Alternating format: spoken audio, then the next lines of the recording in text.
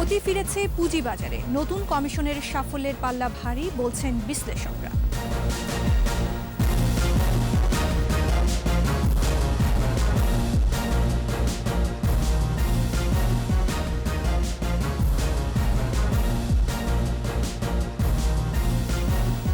শুনছিলেন first security ইসলামী bank limited সংবাদ শিরোনাম। আমন্ত্রণ দুপুরে 2টার 21 সংবাদে, সাথে আছি আমি আশা সাবেরা।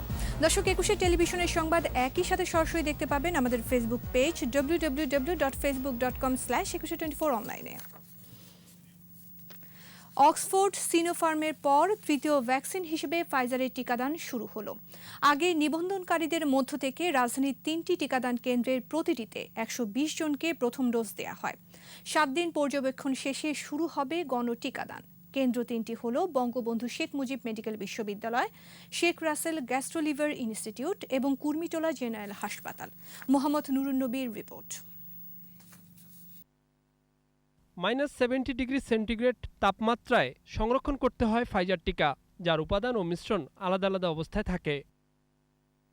মিশ্রণের পর 2 থেকে 8 ডিগ্রি সেন্টিগ্রেড তাপমাত্রায় আধা ঘন্টা স্বাভাবিক থাকে এবং পরবর্তী 6 ঘন্টা তা ব্যবহার উপযোগী থাকে। তাপমাত্রার স্পর্শকাতরতা বিবেচনায় তাই রাজধানীতে শুরু হলো ফাইজারের টিকাদান। এ পর্যন্ত হাতে আছে 1,620 ডোজ ফাইজার টিকা। মোবাইলে যারা খুদে বার্তা পাবেন তাদেরই দেয়া হবে টিকা। অপেক্ষা করছিলাম, অপেক্ষার ফল মিষ্টি হয়েছে, ভালো। এখন ভ্যাকসিন নেওয়ার পরে ভালো লাগতেছে। এই যে কালকে আমাদের মেসেজ আসছে, মানে কোনো ভোগান্তি ছাড়া পেয়ে যায়, সবাই পেয়ে যায়, তাহলে আমরা খুশি আরও, যেহেতু আমরা পেয়েছি। দ্বিতীয় ডোজ জমা রাখা সাপেক্ষে 50,000 মানুষ পাবেন ফাইজারের টিকা। এর প্রতিটি ফাইল থেকে দেওয়া যাবে 6 জনকে। আর আমাদের মেসেঞ্জার আরএনএ ভাইরাস এইটা একটু দামি, আপনারা জানেন, টেম্পারেচার মেনটেন করতে হয়। সেই টেম্পারেচারটার জন্য গ্রাম অঞ্চলে কিন্তু ফাইজার দেওয়া যাচ্ছে না। আমরা 7 দিন অবজারভেশন করব কোনো ধরনের সাইড এফেক্ট হয় কিনা। এরপরে আমাদের ফাইজারের টিকা আছে 1 লক্ষ, আমরা মাত্র 50,000 মানুষকে দিতে পারবো।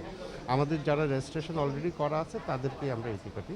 আইসিইউ ও চিকিৎসা সুবিধা আছে এমন হাসপাতালের কেন্দ্রগুলোতে এই টিকা দেওয়ার ব্যবস্থা করা হয়েছে। টিকাটা অন্য টিকা যেমন একদম পূর্ণাঙ্গ টিকা হিসেবে আসে, এখানে টিকার উপাদান এবং ডাইলুয়েন্ট আলাদা আসে, সেটা মিক্স করে একটা সার্টেন টেম্পারেচারে রেখে সেই কাজগুলো করতে হয়। তো সেই সমস্ত বিষয় চিন্তা করে আমরা একটু সাবধানতার সাথেই ফাইজারের টিকা নিয়ে আগাচ্ছি। এটা আপনারা ইতিমধ্যে অবজার্ভ করেছেন। সিনোফার্ম ও ফাইজারের টিকা একসাথে চলমান থাকবে। নিবন্ধনকৃতদের নির্ধারিত কেন্দ্রে যে যে টিকা দেয়া হচ্ছে তারা সেটাই পাবেন। এখানে পছন্দের কোনো অবকাশ নেই। মোহাম্মদ নুরুন নবী, 21 টেলিভিশন, ঢাকা। কঠোর বিধিনিষেধ ও লকডাউন সত্ত্বেও সীমান্ত জেলাগুলোতে কমছে না করোনা সংক্রমণ। 24 ঘন্টায় করোনা ও উপসর্গ নিয়ে রাজশাহী মেডিকেলে 13, সাতক্ষীরায় 6, ঝিনাইদহে 4, নাটোরে 4, যশোরে 4, খুলনায় 10, ঠাকুরগাঁয়ে 3, কুষ্টিয়ায় 3, জয়পুরহাটে 3, দিনাজপুরে 2 ও টাঙ্গাইলে 1 জনের মৃত্যু হয়েছে। এদিকে বগুড়া পৌর এলাকা, নড়াইল, কুষ্টিয়া, দিনাজপুর সদর ও ফরিদপুরে 1 সপ্তাহের লকডাউন শুরু হয়েছে। টাঙ্গাইল এবং এলেঙ্গা পৌরসভা এলাকা ও রাজবাড়ীতে কাল থেকে 1 সপ্তাহের কঠোর লকডাউন। প্রতিনিধিদের সহায়তায় মাসুম আলিসার রিপোর্ট। রাজশাহী মেডিকেল কলেজ হাসপাতালের করোনা ইউনিটে গত 24 ঘন্টায় 13 জনের মৃত্যু হয়েছে। একদিনের ব্যবধানে ফের সামান্য কমেছে সংক্রমণ। শনাক্তের হার 43.19%। খুলনার 3 হাসপাতালের করোনা ইউনিটে 10 জনের মৃত্যু হয়েছে। সাতক্ষীরায় প্রায় 1 সপ্তাহ পর সংক্রমণের হার 50-এর নিচে নেমে শনাক্তের হার 43.10%। এদিকে গত 24 ঘন্টায় সাতক্ষীরা মেডিকেল কলেজ হাসপাতালে করোনা ও উপসর্গ নিয়ে 1 নারী সহ 6 জন মারা গেছেন। চলছে তৃতীয় সপ্তাহের 4র্থ দিনের লকডাউন। ঝিনাইদহে 24 ঘন্টায় করোনা আক্রান্ত হয়ে মারা গেছে 4 জন। আক্রান্তের হার 46.34%। যশোরে করোনা আক্রান্ত ও উপসর্গ হয়ে মারা গেছে 4 জন। নাটোরে করোনা ও উপসর্গে 4 জনের মৃত্যু হয়েছে। ঠাকুরগাঁয়ে করোনায় 3 জনের মৃত্যু হয়েছে।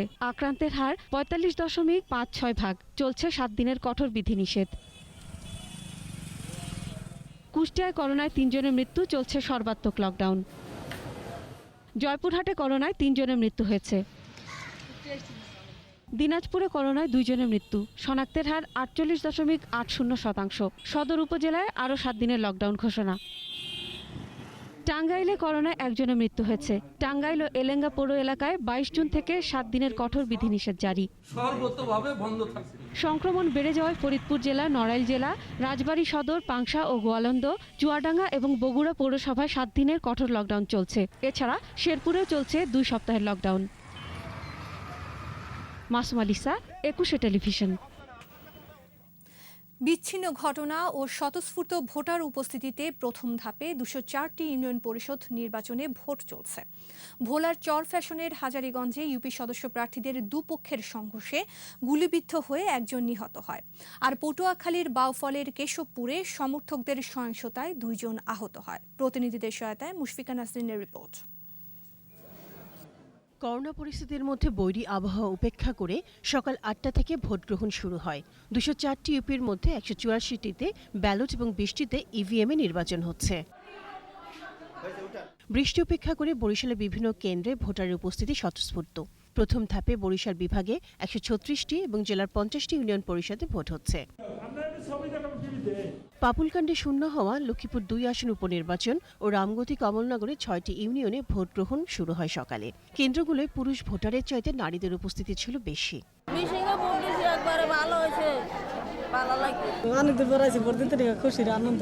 লক্ষ্মীপুর 2 আসনে ইভিএম পদ্ধতিতে আর রামগতি ও কমলনগরীর 6 ইউপিতে ব্যালটে হচ্ছে ভোট। মাদারীপুরের শিবচরে 13 ইউনিয়নে ভোট গ্রহণ চলছে। প্রতিটি কেন্দ্রে স্বাস্থ্যবিধি ছিল উপেক্ষিত। খুবই শৃঙ্খলা মতো, খুবই শৃঙ্খলা মতো চলছে, খুবই অসুস্থ নিরিবিলি, খুবই ভালো চলছে। আমাদের কোনো গ্যাঞ্জাম ফজাতনে সুন্দর ভালোভাবে দিতে আছে, সুস্থই চলতে আছে। আমরা স্বতঃস্ফূর্তভাবে ভোট দেওয়ার জন্য চেষ্টা করতেছি এবং এখানে সুশৃঙ্খলভাবে ভোট হইতেছে। পটুয়াখালীর 19টি ইউনিয়ন পরিষদে ভোট গ্রহণ চলছে। নরসিংদী পলাশ উপজেলার ডাঙ্গা এবং গজারা ইউনিয়ন পরিষদের 26টি কেন্দ্রে 54,953 জন ভোটার। পিরোজপুর জেলায় 32টি ইউনিয়ন পরিষদে 288টি কেন্দ্রে ভোট চলছে। আইনশৃঙ্খলা রক্ষায় মাঠে রয়েছে আইনশৃঙ্খলা রক্ষাকারী বাহিনী। গাজীপুরের কালীগঞ্জ উপজেলার 6টি ইউনিয়ন পরিষদে ভোট চলছে। নেওয়া হয়েছে পর্যাপ্ত নিরাপত্তা ব্যবস্থা। নির্ধারিত 367টি ইউনিয়ন পরিষদের মধ্যে করোনার উচ্চ ঝুঁকি সম্পন্ন এলাকা হওয়ায় 166টিতে ভোট স্থগিত। আর তফসিল ঘোষিত 11 পৌরসভার মধ্যে করোনার কারণে 9টিতে স্থগিত হয়েছে নির্বাচন। ভোট চলছে দিনাজপুরের সেতাবগঞ্জ ও ঝালকাঠি পৌরসভায়। মুশফিকা নাজনীন, 21 টেলিভিশন। নরসিংদীর পলাশ উপজেলার গজারিয়া ইউনিয়ন থেকে ভোটের আরও খবর জানাচ্ছেন সহকর্মী স্মৃতি মণ্ডল। আমি এই মুহূর্তে দাঁড়িয়ে আছি নরসিংদীর পলাশ উপজেলার গজারিয়া ইউনিয়ন পরিষদের নোয়াকান্দা উত্তর পূর্বপাড়া সরকারি প্রাথমিক বিদ্যালয় ভোট কেন্দ্রে। সকাল থেকে এখানে একটি উৎসবমুখর পরিবেশ। এখন প্রায় মধ্য দুপুর, এই দুপুরেও কিন্তু আপনারা দেখতে পাচ্ছেন আমার পিছনে ভোটারদের দীর্ঘ লাইন এবং অনেক ভোটার যারা দীর্ঘ সময় অপেক্ষা করে থেকে অনেকেই বসে পড়েছেন। আমরা একটি বিষয় দেখেছি যে এখানে অনেক বয়স্ক কিছু লোকজন এসেছেন যাদেরকে কোলে করে নিয়ে আসা হয়েছিল এখানে ভোট কেন্দ্রে, তারা ভোট দিয়েছেন এবং ভোটের যে একটি সুষ্ঠু পরিবেশ আপনারা দেখতে পাচ্ছেন যে সবাই দীর্ঘ সময় লাইনে দাঁড়িয়ে অপেক্ষা করছেন। এবং এইখানেও কিন্তু একটি লক্ষণীয় বিষয়, এই ভোট কেন্দ্রটিতেও কিন্তু নারীদের সরব উপস্থিতি, কারণ এইখানে 7টি বুথ রয়েছে যেখানে নারীদের যে আলাদা লাইন, সেখানে পুরুষদের লাইনের তুলনায় নারীদের কিন্তু দীর্ঘ লাইন এবং সবাই উৎসবমুখর পরিবেশে ভোট দিচ্ছেন। আপনারা জানেন যে এই জানিয়ে রাখতে চাই যে নোয়াকান্দা এই গজারিয়া ইউনিয়ন পরিষদের চেয়ারম্যান পদে 4 জন প্রার্থী প্রতিদ্বন্দ্বিতা করছেন, যার মধ্যে বর্তমান চেয়ারম্যান প্রার্থী যিনি আছেন বদরুজ্জামান ভূঁইয়া আওয়ামী লীগের, তিনি এবং স্বতন্ত্র প্রার্থী নাসির আহমেদ এবং জাকির হোসেন এবং বাংলাদেশ ইসলামী শাসনতন্ত্র বাংলাদেশের আন্দোলনের প্রার্থী আলমগীর হোসেন, তিনি প্রতিদ্বন্দ্বিতা করছেন। ভোটারদের উন্নয়নে কাজ করবেন এবং ভোটারদের পাশে থাকবেন এমন প্রার্থীকে বেছে নিতে চান এখানকার ভোটাররা। তারা বলছেন যে যোগ্য প্রার্থী এবং এই কোভিড পরিস্থিতিতেও তারা এসে ভোট দিয়েছেন, কারণ জনগণের উন্নয়নে কল্যাণের জন্য একজন প্রার্থী তাদের প্রয়োজন, একজন প্রতিনিধি তাদের প্রয়োজন, যার কারণে তারা এই ভোটের মাধ্যমে তারা তাদের সেই প্রার্থীকে বেছে নিতে চান। এবং কিছুক্ষণ পরপরই কিন্তু এখানে বৃষ্টিও হচ্ছে, তারপরেও কিন্তু এই বৃষ্টি এবং সমস্ত কিছু উপেক্ষা করে তারা ভোট দিচ্ছেন।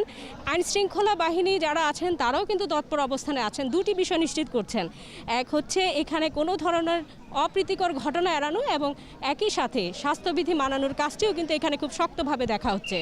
এই ছিল আমার কাছে এখানকার সর্বশেষ খবর। বিএসইসির বর্তমান কমিশন দায়িত্ব নেওয়ার পর গতি ফিরেছে পুঁজিবাজারে। লেনদেন ও সূচকে এসেছে বড় পরিবর্তন। তবে বাজারের বৈশিষ্ট্য খুব একটা বদলায়নি। স্বার্থ রক্ষায় বাজারকে জিম্মি করার পুরনো কৌশল ছাড়তে পারেনি বড় বিনিয়োগকারীরা। আর ছোট কোম্পানির শেয়ারে ভর করে সক্রিয় কারসাজি চক্র। তারপরও প্রথম বছরে নতুন কমিশনের সাফল্যের পাল্লায় ভারী দেখছেন বিশ্লেষকরা। মেহেদী হাসানের রিপোর্ট। পুঁজিবাজারের চরম দুর্দিনে গেল বছরের 17 মে বিএসসিসির চেয়ারম্যানের দায়িত্ব পান অধ্যাপক শিবলি রুবায়েতুল ইসলাম। এরপর 2 দফায় আরও 3 কমিশনার নিয়োগের মাধ্যমে গত বছর 9 জুন পূর্ণতা পায় বর্তমান কমিশন। দায়িত্ব নিয়ে বিনিয়োগকারীদের আস্থা ফেরাতে কাজ শুরু করেন তারা। স্থবির পুঁজিবাজারে ফিরতে শুরু করে গতি। মাত্র 1 বছরের ব্যবধানে ডিএসসির 150 কোটি টাকার দৈনিক গড় লেনদেন এখন 2000 কোটি টাকার উপরে। 4000 পয়েন্ট থেকে সূচক 6000 পয়েন্টে। আর 3,15,000 কোটি টাকার বাজার মূলধন প্রায় 2 লাখ কোটি টাকা যোগ হয়ে উন্নীত হয়েছে 5 লাখ কোটি টাকায়। এই বৃদ্ধিটাই কিন্তু প্রমাণ করে যে আমরা যে সমস্ত কাজ করছি সেগুলো মার্কেটের জন্য সহায়ক। আমরা সুপারভিশন এবং মনিটরিংকে ব্যাপকভাবে বৃদ্ধি করেছি। আমরা অনেক ধরনের যে আইনগত ব্যত্যয়গুলো ছিল সেগুলোকে পরিবর্তন করার চেষ্টা করেছি। এদিকে গত 1 বছরে 16টি আইপিও, সুকুক বন্ড চালুর উদ্যোগ, মার্কেট স্ট্যাবিলাইজেশন ফান্ড ও এসএমই বোর্ড গঠন, 30টি নতুন ট্র্যাক ইস্যু, আইপিওতে লটারি প্রথার বিলুপ্তি ও ডিজিটাইজেশন কার্যক্রমকে এগিয়ে নেওয়ার মতো অনেক প্রশংসনীয় কাজও করেছে বিএসসি। কোনোভাবে কমোডিটি মার্কেট তৈরি করা যায় কিনা আমরা চেষ্টা করছি, কোনোভাবে মিউনিসিপাল বন্ড এখানে আনা যায় কিনা। কমিশনের প্রথম বছরের বেশিরভাগ কার্যক্রমকে ইতিবাচক বলছেন বিশ্লেষকরাও। তবে বিমা সহ কিছু ছোট কোম্পানির শেয়ারের অস্বাভাবিক দর বৃদ্ধির ঘটনায় কমিশনের নির্লিপ্ততায় হতাশ তারা। কিছু বিশৃঙ্খল পরিস্থিতি দেখতে পাচ্ছি। কিছু কিছু সেক্টরের শেয়ার আনবিলিভেবলি হাই করছে, আনরিজনেবলি হাই করছে এবং সেখানে যথেষ্ট মনিটরিংয়ের প্রয়োজন আছে। পুঁজিবাজারে গতিশীলতা ধরে রাখতে কারসাজির বিরুদ্ধে দৃশ্যমান পদক্ষেপের পাশাপাশি বাজারকে তার নিজ গতিতে চলতে দেওয়ার পরামর্শ এই বিশেষজ্ঞের। বাজারকে বাজারের মতো চলতে দেওয়া উচিত এবং ফ্রি মার্কেট ফোর্সে যে দামটা যেখানে যাবে সেটাই সুস্থ দাম। এটাকে আপনি যদি বাজারে হস্তক্ষেপ করে বারবার দাম বাড়াবার চেষ্টা করেন, 700 গুণ দাম বেড়ে গেছে, 500 গুণ দাম বেড়েছে, এইসব ঘটনা ঘটতে থাকে এবং বাজারে ম্যানিপুলেশন অত্যন্ত বেড়ে যায়। বর্তমান কমিশনের অনুমোদন দেয়া একাধিক আইপিওর মান নিয়েও প্রশ্ন তুলেছেন পুঁজিবাজার সংশ্লিষ্টরা। আইপিওতে কোটা সুবিধা বাতিল সহ ত্রুটিমুক্ত বুক বিল্ডিং পদ্ধতি নিশ্চিতের দাবিও তাদের। মেহেদী হাসান, 21 টেলিভিশন, ঢাকা। নিচ্ছি প্রিমিয়ার ব্যাংক লিমিটেড সংবাদ বিরতি। যখন ফিরছি তখন অন্যান্য খবরের সঙ্গে আরও থাকবে। করোনাকালে ফুল ব্যবসায় ধস, বাজার কমেছে প্রায় 600 কোটি টাকা।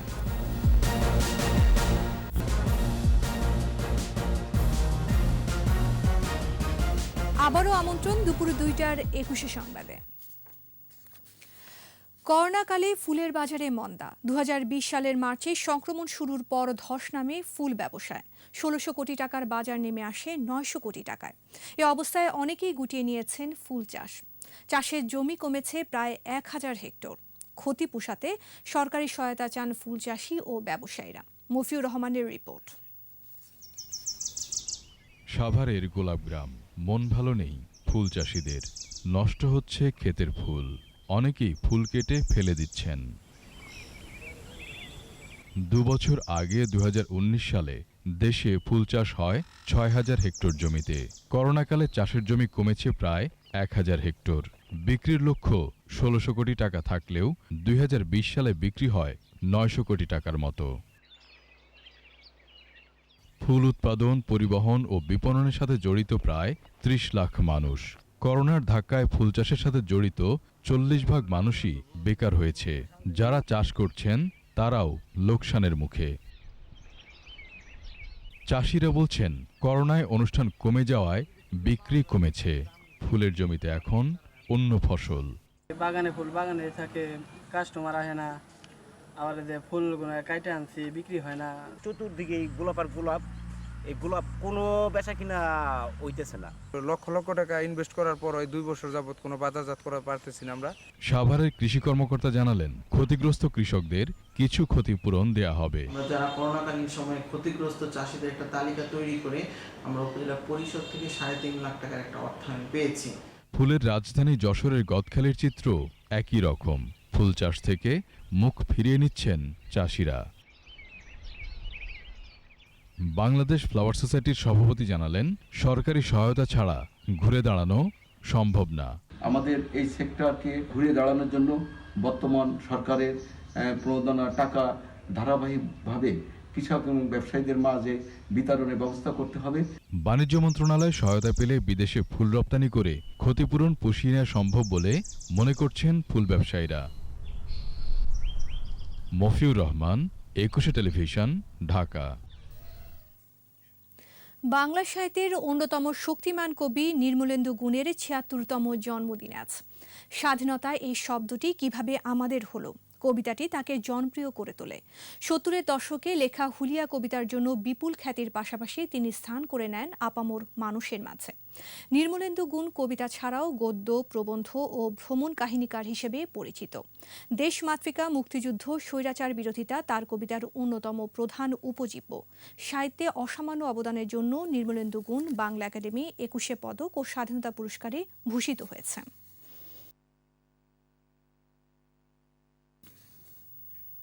প্রেম ও দ্রোহের কবি রুদ্র মোহাম্মদ শহীদুল্লাহ ৩০তম মৃত্যুবার্ষিকী আজ।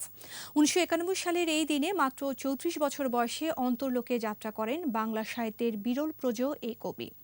রুদ্র মোহাম্মদ শহীদুল্লাহ সম্মিলিত সাংস্কৃতিক জোট ও জাতীয় কবিতা পরিষদের অন্যতম উদ্যোক্তা ছিলেন। ৭৫ পরবর্তী সব সাংস্কৃতিক আন্দোলনে সামনে থেকে নেতৃত্ব দেন রুদ্র। তার কবিতায় মুক্তিযুদ্ধ, গণ আন্দোলন, ধর্মনিরপেক্ষতা ও অসাম্প্রদায়িকতা তীব্রভাবে ফুটে ওঠে। তারুণ্য ও সংগ্রামের কবি ৭টি কাব্যগ্রন্থ ছাড়াও গল্প, কাব্যনাট্য ও অর্ধশতাধিক গানের রচয়িতা।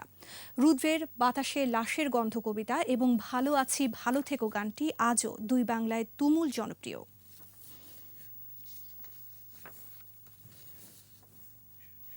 আর এরই সাথে শেষ করছি দুপুর ২টার ২১শে সংবাদ। যাবার আগে ফার্স্ট সিকিউরিটি ইসলামী ব্যাংক লিমিটেড সংবাদ শিরোনামগুলো আরও একবার। ফাইজারের পরীক্ষামূলক টিকাদান শুরু, সীমান্তবর্তী ১১ জেলায় ৫৩ জনের মৃত্যু। প্রথম ধাপে ২০৪ ইউনিয়ন পরিষদের নির্বাচন, ভোটারদের উৎসব মুখর উপস্থিতি। গতি ফিরেছে পুঁজিবাজারে, নতুন কমিশনের সাফল্যের পাল্লা ভারী বলছেন বিশ্লেষকরা।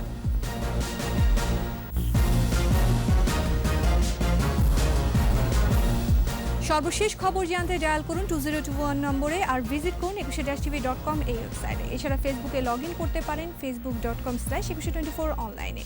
এতক্ষণ সাথে থাকার জন্য ধন্যবাদ। বিকেল 4টায় 21-এর সংবাদ শিরোনাম দেখার আমন্ত্রণ রইল। স্বাস্থ্যবিধি মেনে চলুন, সুস্থ থাকুন। ধন্যবাদ।